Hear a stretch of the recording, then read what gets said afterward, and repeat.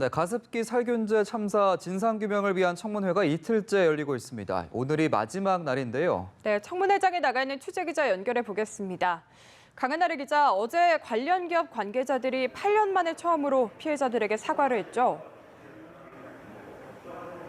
네, 그렇습니다. 가습기 살균제 피해가 세상에 알려진 지 8년 만에 어제 처음으로 청문회가 열렸는데요.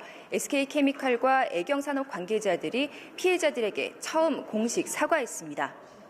하지만 증인으로 채택됐던 최태원 SK그룹 회장과 장영신 애경그룹 회장 등은 기업 총수들은 참석하지 않았습니다. 기업들은 사과는 했지만 구체적인 보상 계획에는 재판 결과를 보고 결정하겠다면서 입장을 유보했습니다.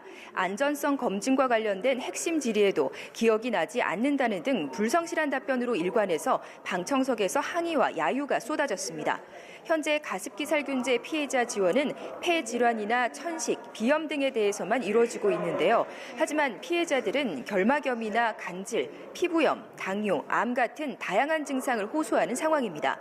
이에 어제 청문회에 참석한 박천규 환경부 차관은 가습기 살균제 노출이 확인되고 다른 원인이 없이 건강이 악화됐다면 무조건 피해를 인정하는 내용의 특별법 개정안을 다음 달 제출할 계획이라고 밝혔습니다. 또 피해자에 대한 지원 체계도 효율적으로 통합하겠다고 말했습니다.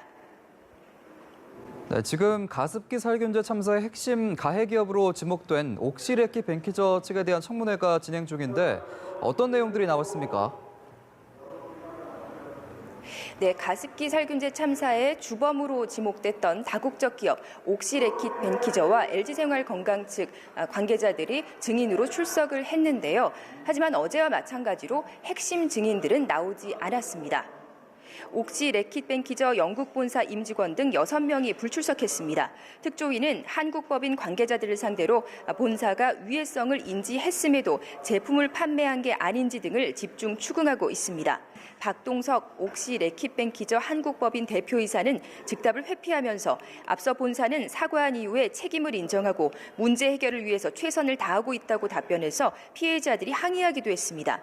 오후에는 국방부와 환경부 관계자들이 증인석에 섭니다.